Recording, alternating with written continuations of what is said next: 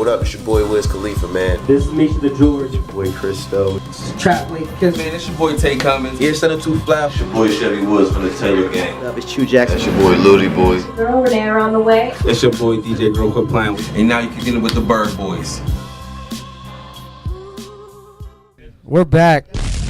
We're back. DJ We're back. Spillz just got off on the wheels. We are live right now on IG. If you know us on IG, it's the Burgh Boys on IG. The Burgh Boys? With a Z. With a Z.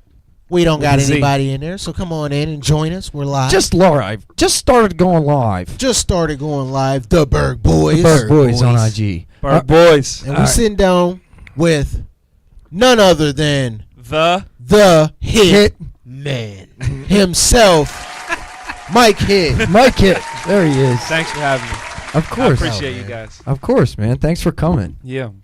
Now, can you please tell everyone in the lovely TV land? Oh, yeah. What is your story? What is your name and what is your story? Oh, man. That's...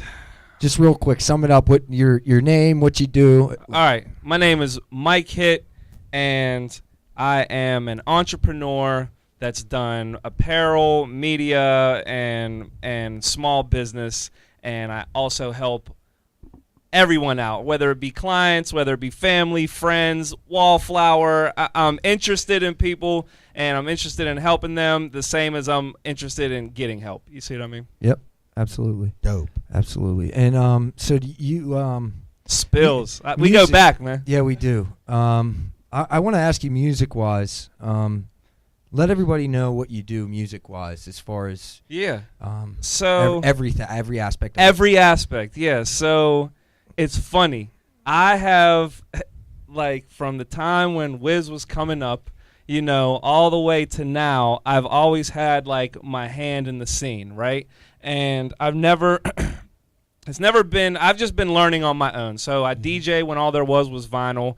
I was an artist. I helped other artists get deals. I produced. I threw shows. I've done video work. I've taken pictures. And then all that transferred over into opening the studio. And then the studio taught me a lot about business. And it taught me about networking. It taught me about people and how to interact with people. And really, I'm just all music. I produce. I play instruments in an improvising way. I can give input. I can give you perspective, and it's only because of all the experience doing all that stuff that I've done. And that's really why I always say I've been in business as long as I have, because I'm able to give people an honest perspective about themselves. Because when I wake up every day, I give myself an honest perspective about myself. You know what I mean? So what would you say out of those things that you've learned is really your passion? Like, what are you most passionate about? I actually think that I'm still looking for that. Tell you the truth, as crazy as this sounds, right? Yeah. How much? We have a decent amount of time, or we yeah, all right? Yeah, all right, yeah. Good. So it's crazy. So I have this release, Eulogy, right? You're probably gonna bring it up. I already knew. Yeah. And like you know me from like working with Tip and JKJ all the way back to now. Right. I've always dipped my hand in being an artist, right? And so one piece of me, I really, really, really, really like being an artist, because I started being an artist. You know, 20 years ago, that's what I started to do. And that, no matter how much I try to run from that, it always creeps its head back into my life, right? Even when I'm like, I'm only going to focus on business. I'm only going to focus on other artists. I'm only going to focus on this. It's like being an artist always finds its way back into my life, right? But then I also have a passion for, like we were talking about, I have a passion for just analytics and business and why things work the way they do and why it didn't work. You know what I'm saying? So, and the reason why I just put this song out, you asked me again, try and shorten this, what my passion is I'm still trying to find that. The reason why I ever opened the studio is because I did so many things, right? And I always find myself being interested in something else and learning that, and then learning that helps make this thing better, or makes that thing better, or makes this thing. And I wish sometimes, I do, it drives me fucking crazy that I can't be like, I just want to DJ. Like, you know, like that's amazing that you love DJing. Right. Because like I see you do the shows and now you're really in the scene heavy and that helps you plant yourself, right? Right. And like you were like helping artists, managing artists, and you're really into that. You're really into pictures. But it's like I've yet to find the thing that I'm really, really like, that's just what I want to do. Right. You know, and that actually kind of keeps me up at night trying to focus on one thing.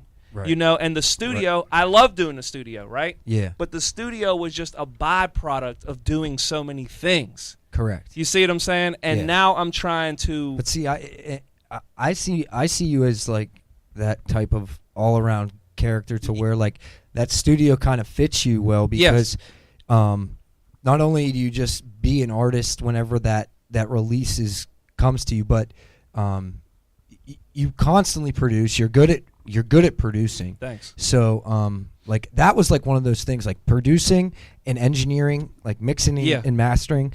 Those are like the things that I could always see coming from you. And then on top of it, like while you do that, while people are there, it's easy for you to just be like, dude, I can help you make a graphic or do you get what I mean? Like whatever. And that's the way I felt like, you know, MCM Studios is more of like a one-stop shop in a sense, which I mean, if you were to ask me, like to see what that one thing would be that you would be doing, that would be what I would say. Yeah, which is still a lot of things. Right. Yeah, it is still. You're integrating a lot of things. Yeah, you know what I'm saying? And it actually drives me crazy, telling the truth. That's why I was just talking to Wallflower about like, you know, when they hire people, what they do, because now, right now, I've reached that point in my own career where I'm getting an email every week, right, from Robert Morris, from Recording Connection, from Full Sail, from kids that are like, can I work for Hitt at MCM Studios? Like, you know, and now it's like it's starting to, the ball is it's like Indiana Jones. He's running and he gets run over by the boulder. Yeah. Like that's kind of where my career is headed, and I want to hurry up and grab the vine and swing across before it runs me over, because I feel like the opportunity to get bigger is coming. I'm just trying to figure out how to quit doing everything and delegate things so then I could get bigger. You know? Right. Well, you've been around to see, like you said, a lot of changes. Yeah. Everything. So, what has been some of the changes that you've had to make? Yeah. Just from, you know, the music business from then maybe when Wiz was coming up and even now. What's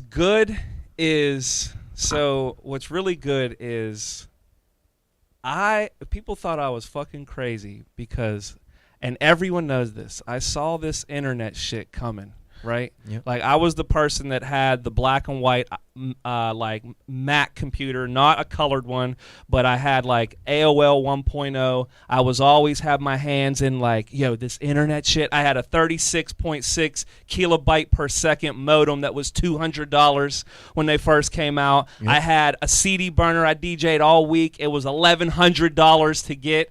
You know what I mean? And it's like, so I've been blessed to always been really interested in the change, in the curve of change that's coming, right? And that's always helped keep me relevant, right?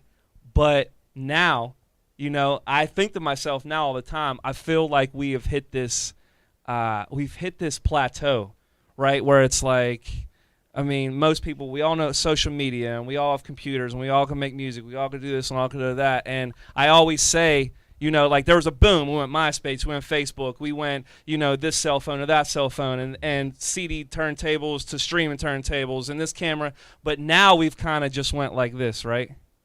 And nothing is like drastically holy shit. Right. You see what I'm saying? And now I'm trying to stay on that curve. And like you said, what change do you think? I planted my foot early in everything. So now I'm trying to figure out what it is I'm supposed to plant my foot in early without getting more in over my head. You see what I'm saying? Yes. Can you talk to us about the single Eulogy that you just dropped? Yeah, Eulogy. So Eulogy is it's one of about 6 or 7 records that I want to put a record out every month until the end of the year.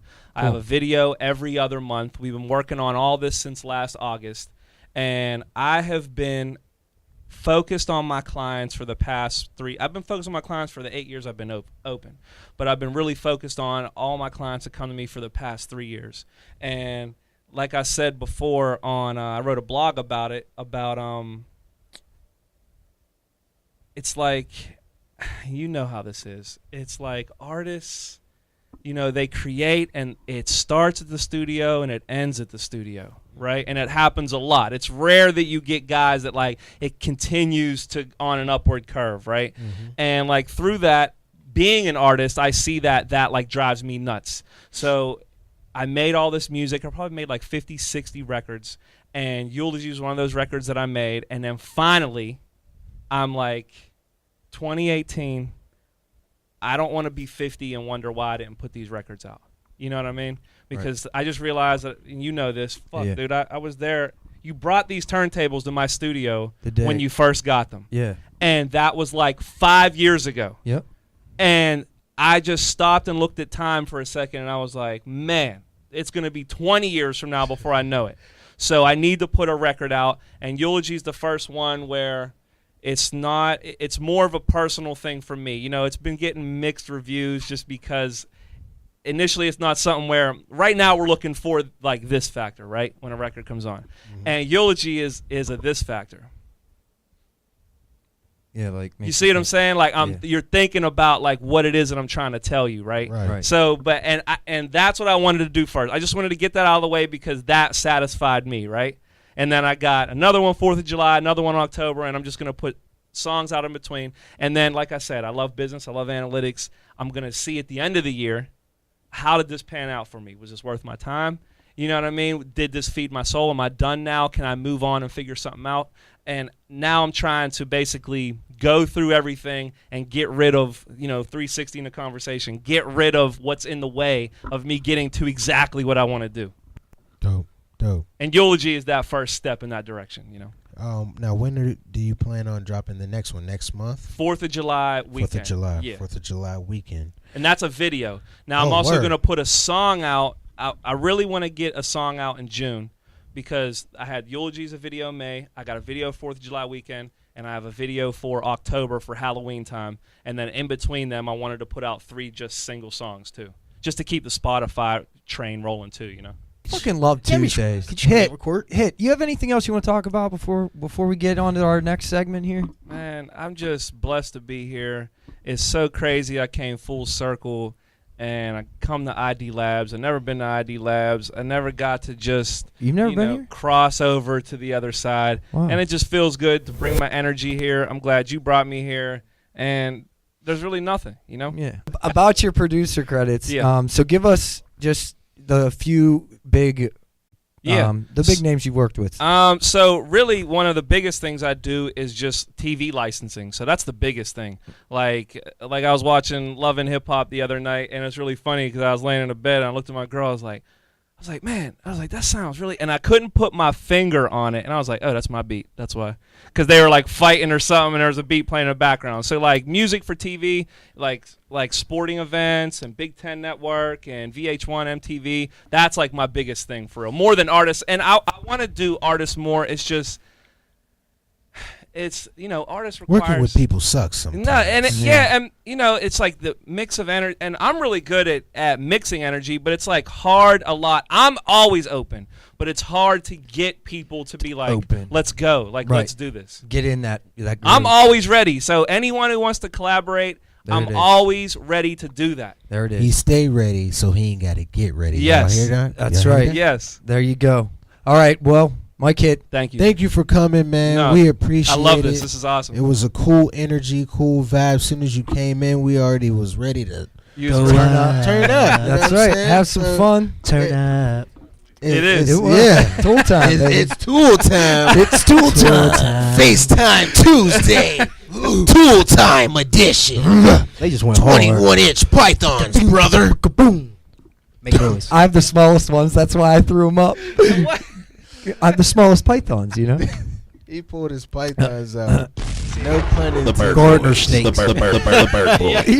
He said Gardner snakes. Look, they're Gardner snakes. Gardner snakes. He pulled the gardeners out. The ones that be in the hood. That's the water hose. Oh man. All right. Well, thank you for coming, man. No, Thanks thanks, again. man. You're welcome. Seriously. Thank you.